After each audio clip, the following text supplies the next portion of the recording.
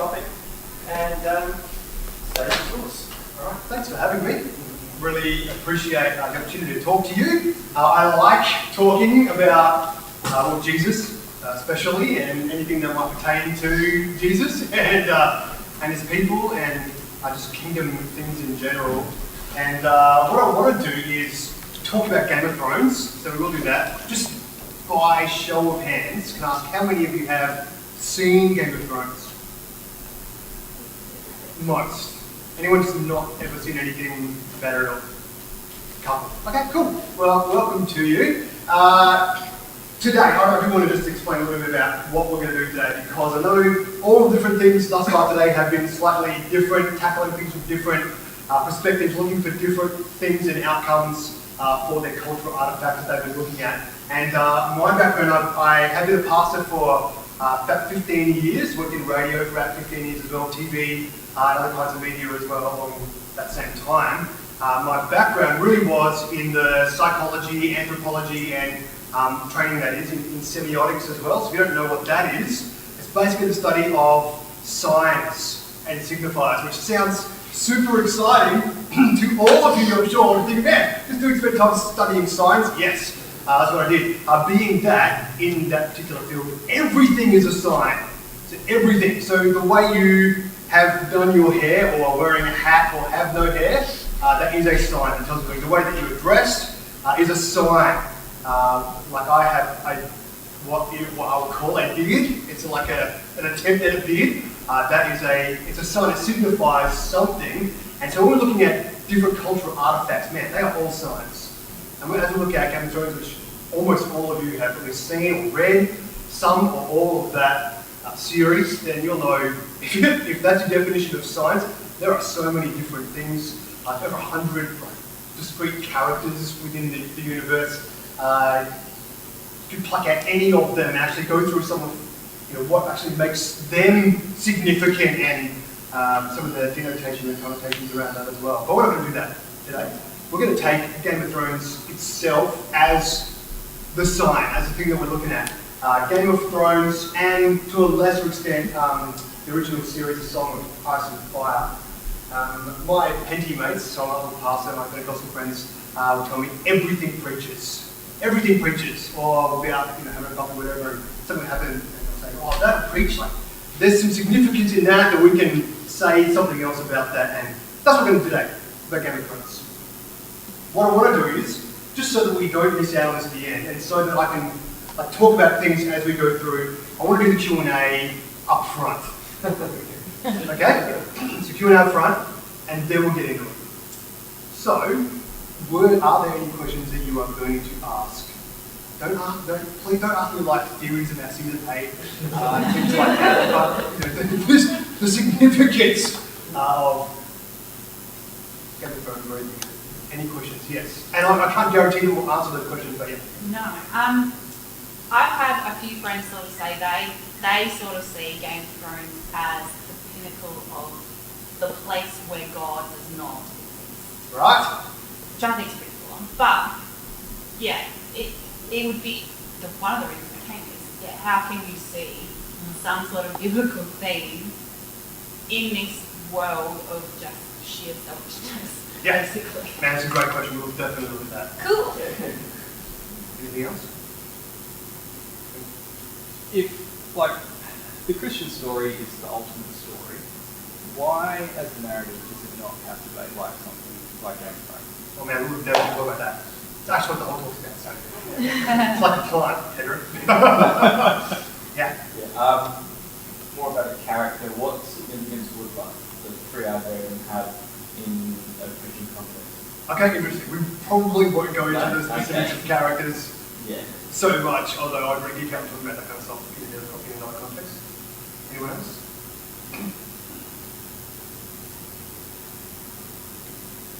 I'm sure you have more questions, maybe towards the end. If we have time, we'll get on to some of those. So, firstly, I do want to say, I know Game of Thrones is a controversial subject, and I assume that you're here, obviously, because by show of hands before, many of you have seen it, or you call yourselves fans of it. I'm sure you would have at least heard or seen around the place various iterations or variations of, if you're a Christian, how can you watch Game of Thrones? So what we're not doing today is, if you come for like, man, what I really want is some sort of like Christian authority to tell me that that's great, and I should definitely do that. That's not what we're going to do today.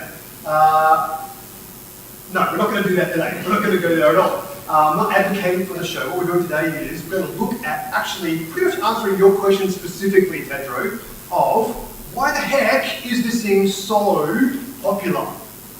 Why is it so popular? I mean, what is it? Is it the characters? Is it the just like grandness or grandeur of the world and complexity of the storylines and arcs and whatnot? Is it the fact that we are continually frustrated by the hopelessness in it, and that just keeps us coming back for more and for more? Things like that. Look at why is it popular? What are the underlying like yearnings of people's like beings that want to get caught up in a story like this? That's what we're going to be talking about. Is there something in how we're created? Is there something in maybe how we've fallen? Is there something external to us, internal to us? And then how does the gospel break into those yearnings or even fulfill those yearnings? That's what we're going to be talking about today. One Christian commentator wrote about it. Says, we must look to see if there are biblical themes that we can apply to use to relevantly communicate the good news to our neighbours who are fascinated by the show. Is one of the many characters who gets eviscerated a Christ figure? Does the darkness and despair of the series point us to our longing for a true king? Are the sorcery and swords meant to help us more deeply imagine a world in which monsters can be slain? Is there a gospel message in Game of Thrones? And he says, no, there isn't. He says, no. It's actually, that's the wrong way to look at Game of Thrones. I actually disagree. I think that even though it's not what we're looking at today, we're not actually going to be looking at each, again, discrete character, their storyline, the events that happen around it, even the world. We're looking at Game of Thrones as a whole and the macro as a sign in itself. What does the popularity of it all say to us? And I think, man, this absolutely informs how we not just communicate the gospel, but live out the gospel amongst the world and our culture, even in Australia, for which Game of Thrones and things like Game of Thrones, but Game of Thrones specifically really has a great effect. You know, Game of Thrones was at one time the most watched television show in Australia when it was not even broadcast in Australia. So the most watched show in Australia purely by illegal downloads. So it was that sought after that more people went and illegally sourced Game of Thrones than legally watched any other single TV show. I find that astounding. Astounding! That this would be like the kind of impact, even today, amongst the illegal downloads, Australia is still in the top 5 amongst the illegal, like across the globe, countries that download. You going to take some photos? If so, I'm just going to hold my Bible so it looks like I'm way more smooth. Let's talk about Game of Thrones.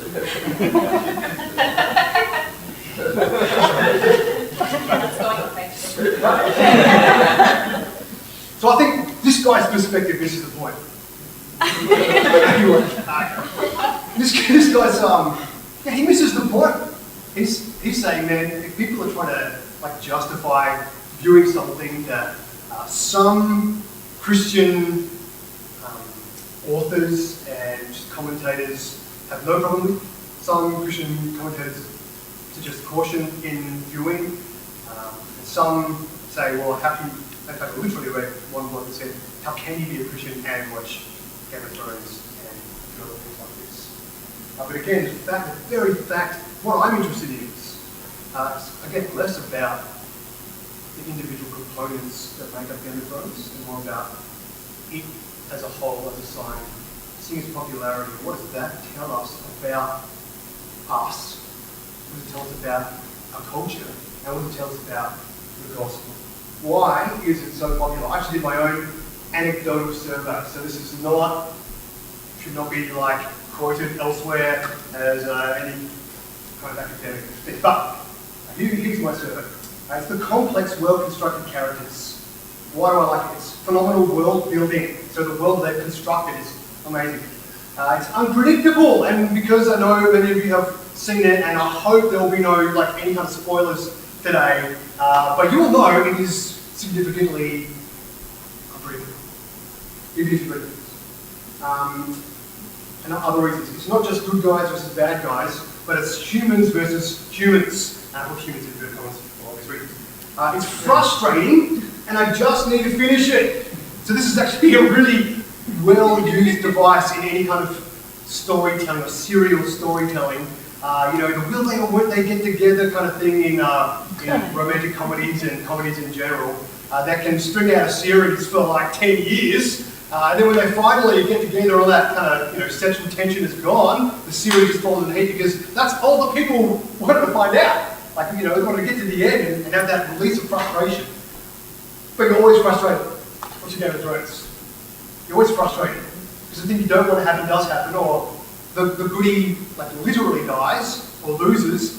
The baddie seems to win or prosper, or when the goodie does prosper, it doesn't last long. When the baddie prospers, they get heaps of gold, or there's dragons too, which is pretty cool. What other reasons? Storytelling and acting is excellent.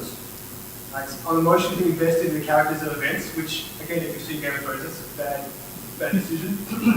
And lastly, it's fantasy, but like real life. So goodies die, baddies win. Doesn't shy away from showing the ravages of war, violence, the plight of the powerless. Good people do bad things, bad people do good things, sometimes for bad reasons. There is sex, there's politics, there's complicated relationships, just like real life. And so for this non-academic, sample pool of about 20 people, these were the reasons that they found it appealing. And most of these guys are Christians. Why is a series so successful for more academic reasoning? Why is it? Because the word is it's very popular. It's won many awards. Still one of the most acclaimed series, where they actually started a new term because of Game of Thrones called Premier Television, which they didn't have before. They've always had that kind of blur between the small screen and the silver screen, but this significantly blurs those lines, both in money spent per episode and caliber of acting and scope of storyline and things like that. One thing it says on this: people seek inspiration and instruction from popular culture when institutional religion no longer speaks their language. This is music, art, literature, film, and television fill the void for growing numbers of us who opt out of the church or never had a religious affiliation. And then you see this even just in our general world. So things like, where do people get their information from?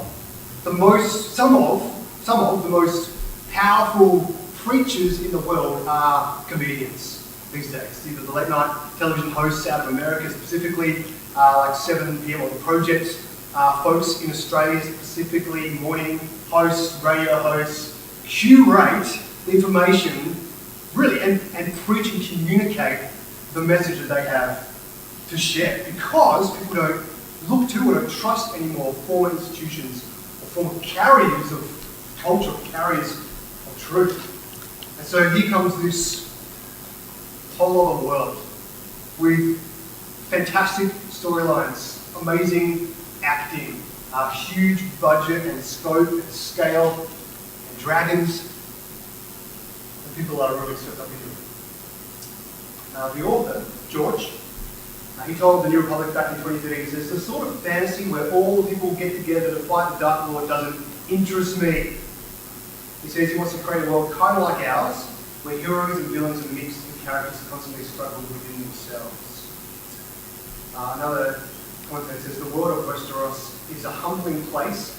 It doesn't offer simple solutions to complex problems. It's a world that expects its heroes to see that there may be good worth fighting for, but it has to be done with a humble recognition of your own weakness and a wide-eyed awareness of the world's brokenness. And this really starts, I think, to approach why Game of Thrones is so popular. What is it that it's actually tapping into in our human psyche or human hearts that comes to us and draws us into that story? Other than those easily identifiable things that we looked at before, I think it is the reality. the good guys aren't always good all the time. All the time. We see people who you want to know, like if you're watching from the very first episode through the very first season, and you're used to just the conventional, like even Lord of the Rings style or Marvel style. Here's a hero, and hero goes on an arc, and there's some formative kind of things that happen in his or her life. And then there's a struggle, and it looks like the baddie's going to win, but then the goodies all band together and overcome and triumph over evil, and the day is saved, at least for now, until the next thing comes up. Not so in Game of Thrones. It's more like there's some formative stuff that happens, and then the guy you really like just dies. Just brutally murdered, beheaded. And then a whole bunch of stuff, and then you're like, oh my goodness, like there's incest, and that's disgusting. And later on you're like, I really like these two people, then boom, incest again, you're like, oh my goodness! There's people like get raped and murdered, and whole villages get burnt down, and again, people who you develop really strong relationships with right from the very first episode, again, brutally murdered just when you think things are looking real good. And then there's a family reunion event happen again, but then the brutal murders happen just before. The sister comes back and you're like, oh my goodness! I think what it does in our hearts at least, it breaks through that veneer that we have in our Western culture. In Australia, I would suggest in particular, where we like to project a veneer, like just a barrier between us and the world of goodness and of comfort. And yet we know that behind that veneer, we live in a significantly broken world, and we ourselves significantly, desperately in need of something external to us to bring about restoration and healing and hope. And this story comes along, and it's not like all the other stories, which it's very easy to sit down. I mean, I love Marvel movies. You sit down, and the whole suspension of disbelief thing is super easy because of the big budgets and just the fantastical nature of the very simple storylines. You can sit down and really enjoy it, and there may be some meaningful things meant by or undergirding the overarching storylines, but it's not Game of Thrones simply breaks through all of the veneer and just exposes the crap in the world. So it's not our world, because there are different things that are clearly not in our world. Physics may be different, the seasons are certainly different, and dragons. But the human interaction, I think, is something that, in fact, even George R. R. Martin himself said, this is why I wanted this place. I want to expose the human heart, put it out there on display. That's what he's done. And he actually said in another place, we don't tend to have wars or political controversies where one side is really ugly and wears dark clothing, where the other side wears white and has glowing magical swords. It's never clear who is the bad guy, who is the good guy, who deserves to be supported. This is absolutely true. You know what I love about everything that he's saying here and everything that we've talked about already is, as you read in Scripture, I'm not saying Scripture is good because Game of Thrones tells a good story. I'm saying Game of Thrones borrows heavily in terms of its exposure of the human heart from Scripture. That doesn't try to put up its heroes or what we look back and say, here are the heroes of the faith. Even if you look at like Hebrews 11, here are the heroes of the faith. Here are the heroes. Let's parade them out, and one after the other, failure, like murderer, incest, slept with the dude's wife, then had him murdered. Murderer, over and over and over again. You see rape in Scripture. You see incest in Scripture. It's never prescriptive, saying these things are good. And often people who aren't well acquainted with Scripture will look at it and go, oh my goodness, I can't believe the Bible has all these things in it. We haven't even gotten to Judges yet. Look at Judges. Crikey. Whereas none of that's meant to be prescriptive. It's meant to be descriptive of the human heart that rebels against God. What I see in Game of Thrones, I don't want to get too ahead of our stuff. We're going to have time. One of the things that I see kind of answers your question, in that what does the world look like without God? I actually think, take away the magic and giant ice walls and dragons and things like that, it looks like the Game of Thrones universe. Looks like that. What does it tell us about us then? What is it that, I mean, again, this is why I think it's so popular, that it actually resonates with us. It tells us something about ourselves, or holds up a mirror to us, which actually all the best art does. The best art doesn't say, this is what you are, just hold up a mirror so you can see what you already know, what you really already know.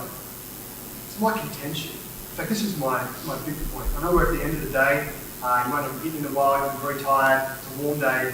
Here's like the main, if you remember anything, remember this part.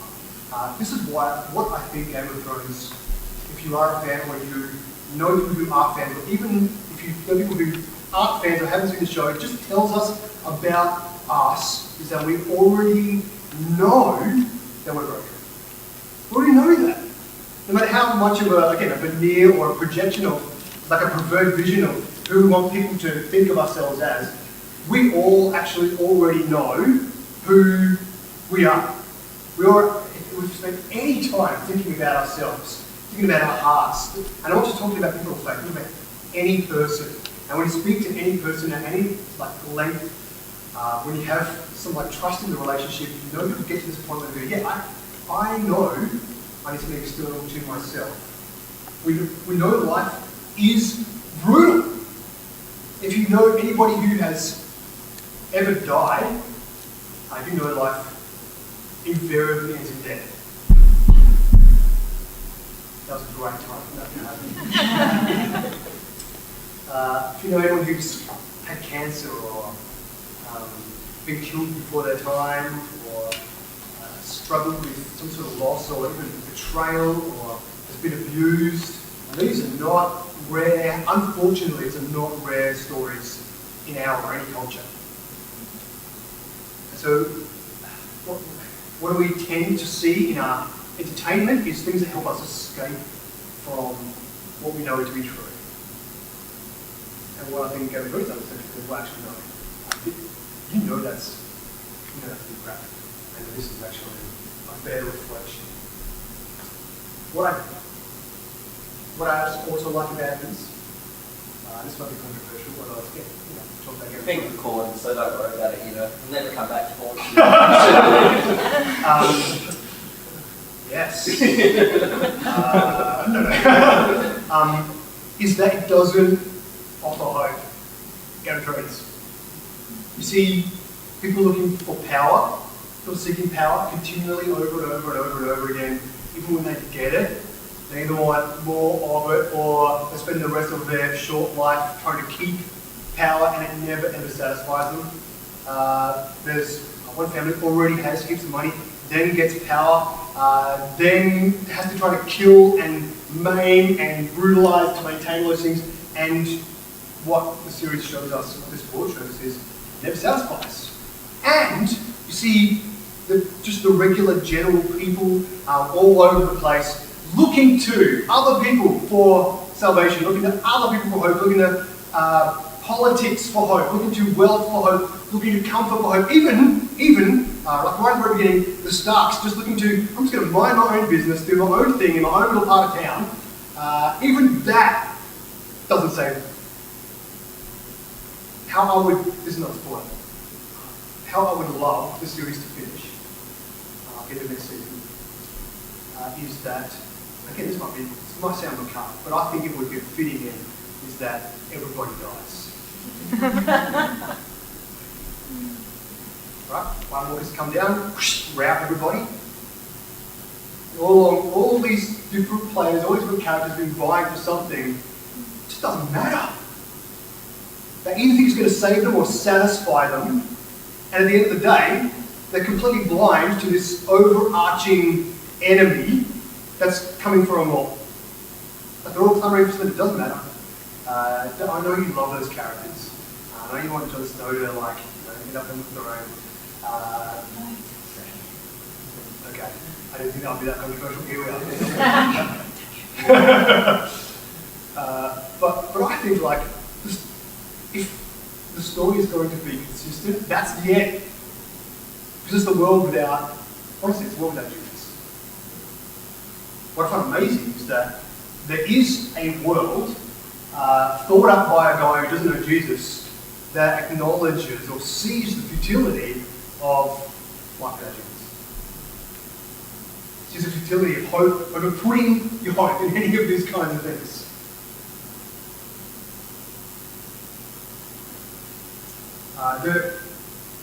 Wait, 13 minutes? 8. We have 8 minutes? That's cool. I'm just going to skip all of this and go down to the end. Okay, so what does love, I can't ask it like that. What's love got to do with it? What's love got to do with it? While we talk about Game of Thrones, in an ostensibly hopeless kind of world, where like we get invested, we certainly enjoy the character development in the world, and we have hopes on people. We see people looking for justice who end up looking for revenge and all kinds of things. At the end of the day, why are we talking about this at Theological? What's the story? Here is a world without Jesus. It's a world without hope. And again, I think worse than this, worse than the fact that it's a world without hope, is that it's a world actually where they put their hopes in lots and lots of different things.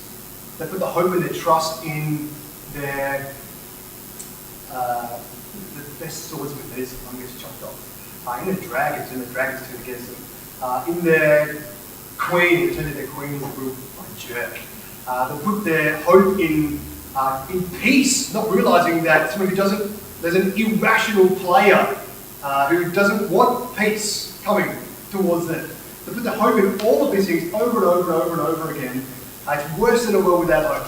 It's a world with hope in nothing that can come through for it. It's worse than a world without hope. It's a never satisfying, futile hope. So what's life got to do with it? Yeah, it's not just a bunch of stuff that happens and then comes to the resolve and a happy ending. People you grow to love die, and we are hopeless to do anything about it. I've never yelled at a TV screen. You may have. Certainly have heard of that happening a lot. The noble king dies. Politics doesn't say trying to appease gods. It's a frivolous endeavour. Again, clamouring for power is short-lived. Again, all while I don't realise the destruction is one season away. How does this knowledge help us understand the gloriousness of God in real life? Does Game of Thrones inform us how we can love our neighbour better? That might be a stretch. Can Game of Thrones help us communicate the gospel better? Probably not. But I really do contend that knowing why it's so popular, knowing what it is that draws people into it is absolutely key for us to know. Because if we live as missionaries in the world, we know who it is that we intend to love and serve. What are the hopes and the fears and the desires of the people who we live amongst? And for the show that is maybe singularly the most popular show of the last 6 years, will help us understand those kind of cravings, because people are looking to this either as a form of escapism, although, like I said before, I think it's less about escapism and more about just having that mirror held up to culture and to life, and what they see in return, they appreciate for its reality, but they're not getting hope back. So not getting hope back. Here's our opportunity for the gospel. Here's an opportunity. I'm not saying go watch Game of Thrones and get other people to go watch Game of Thrones so that you be a better missionary. But understanding what Game of Thrones is so popular helps us to be missionaries. How does it help us? I've got 4 points for 4 minutes. Let's do it. Yeah, these are my last 4 points. Obviously, we've seen over and over again, its viewers like a meaningful, well-told narrative, and we have the best one, and the true one. People have been swept up in the stories of these characters, again, let down time and time and time again, not by the authors. The authors are simply exposing people's hearts longing for, looking for salvation or satisfaction in things that can't provide those things. We have the best story. We know people are already wanting to be caught up into that story, into something greater, and we have that story. Oh my goodness, let's move on quickly. The narrative isn't simply full of binary characters. Here are the baddies, here are the goodies, but full of deeply flawed people over and, man, Old Testament, over and over and over and over again. New Testament, over and over and over and over again. People who are, what I guess we call, in some ways, protagonists, at least main characters in their stories, even though Jesus is the main character. See them over and over and over again, not living up to their hype, not coming through with the things that they might want to or look to do, and people being disappointed over and over and over again. Scripture, if Game of Thrones holds up the mirror, Scripture holds up the true mirror. Scripture holds up not just the problem, but also the solution to the problem. Not just the frustration, but the satisfaction. Not just the need, but also the Saviour. So we have a better story, we have a better solution, and a better King. Number 3, the story pulls them into a huge new world. Like I said, 100 characters, dozens of factions and competing arcs and all kinds of things. It only leaves 7 series. It's pretty, like 7-year series. It's pretty phenomenal. And the story of Jesus pulls people into a much greater story, into the cosmic story, the story of all of creation. Like, why are we here? What is it all for? So I'm just holding up a mirror like Game of Thrones might do and say, here's why things suck, or that things suck. It's okay to know that things suck, but to actually show why things suck and who it is that's coming to restore all things. It's phenomenal. And lastly, it shows the audience, our neighbours know the futility of placing their hope in political structures and individuals, infinite gods, minding your own business, getting like the Starks, putting their hopes in magic or the sword or riches or power, and yet we still pursue these things in the world because we don't know anything else. So we see, and this again is, I think, why Game of Thrones is so potent in this area. People, again, holds up that mirror saying, these are the things that we clamour to because it's all we know. They don't know the solution. Romans tells us, how are they going to know unless they hear? How are they going to hear us? Somebody goes. We have the better story, we have the better king, we have the bigger reality, and we have the answer to the hope. It's not in us. It's not in them. Asking the person to look at Jesus. We're going to finish, I'm sorry. That's it.